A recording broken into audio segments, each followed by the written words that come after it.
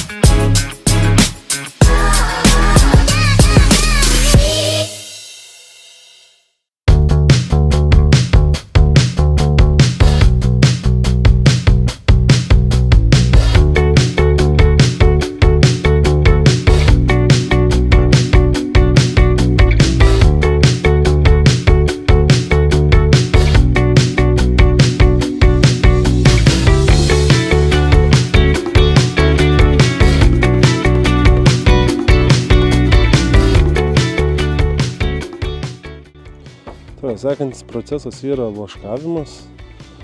Vašką naudojame tam, kad paukščiai neišlestų grybienos ir neįsimestų kitos ligos, drėgmė neišgaruotų iš rąsto.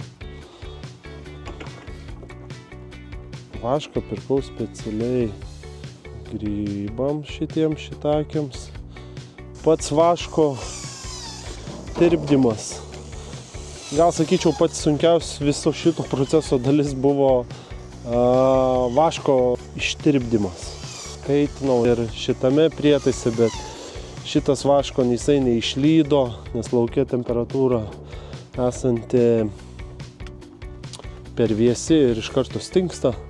Tai tenka naudoti kaitlentę, kaitinti ant vandens ir tokiu būdu lydyti vašką.